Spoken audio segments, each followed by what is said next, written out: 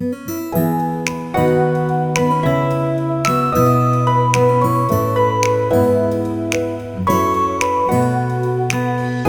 video is about 3 main challenges all marketers must overcome. I talk mainly about direct mail, often called snail mail, but is also appropriate for online marketing as well. These challenges will test your confidence and persistence when it comes to marketing. Let's dive on in. Your first challenge is patience. Being excited about getting your mailing out and having to wait for your returns to begin coming in creates excitement, but it also creates a certain amount of impatience. It is normal to want to know your results, NOW, because you probably want to send out more mailings. Here's the problem.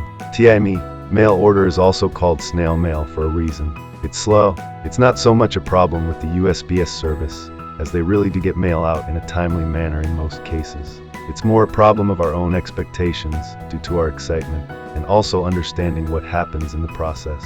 First of all, depending on what part of the country your mail is going to, it could take 3 to 5 days to get there. Also keep in mind that the people you mail to are not as excited as you are, so it may take them more than a day to respond to your mailings. Plus, what if they are gone on vacation, or simply don't open their mail immediately?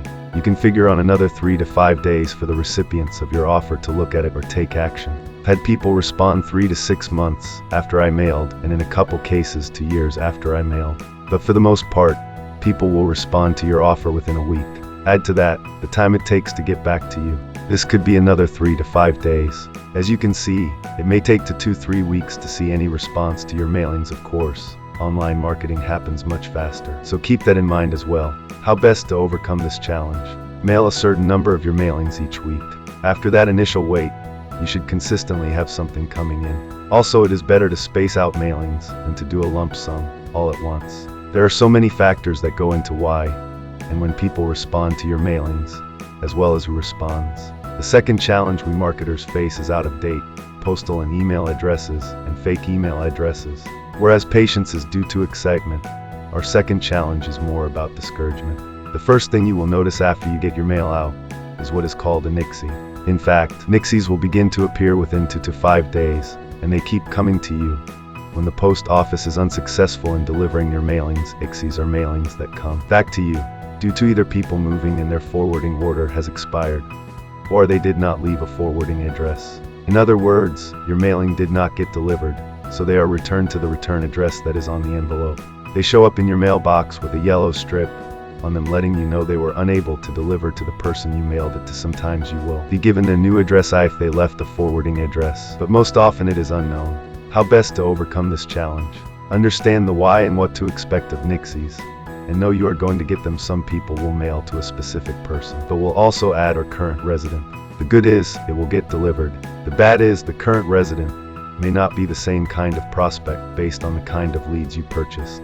Another negative is when you add something like or current resident, it takes away the personal approach even more so than does a mailing label.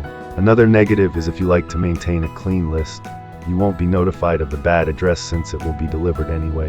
The good is you might get lucky, and it will mistakenly get in the hands of someone who is interested. I have had that happen more than once. The best thing you can do is to expect nixies and understand that getting nixies is a mail order fact. All companies deal with nixies. Depending on the lead source and freshness of names, you can expect as little as 5% nixies, but as much as 20% or even more.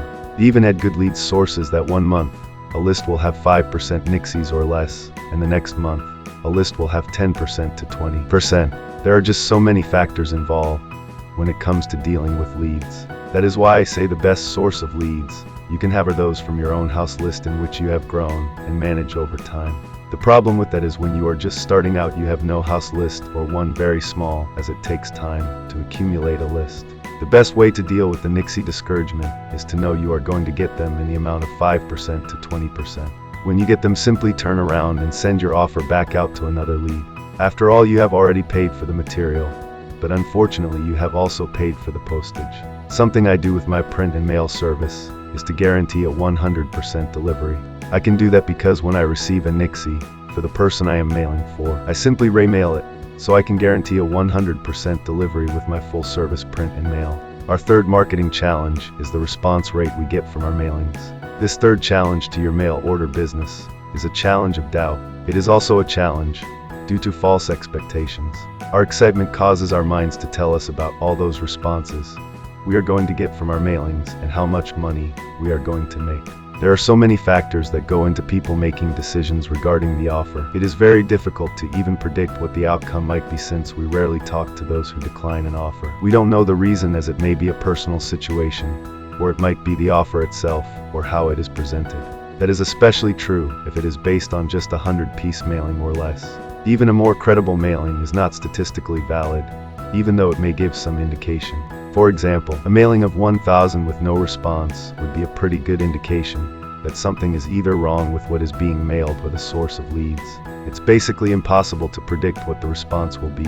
When there is an initial lack of response, true doubt sets in, and when you couple that with impatience, what usually happens is giving up sets in. That is when the mailer is off to the next opportunity, if he doesn't call it quits for good.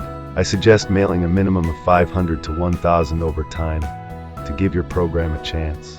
Wouldn't it be awful if what is being mailed really does work, but the first 100 simply did not produce any positive responses?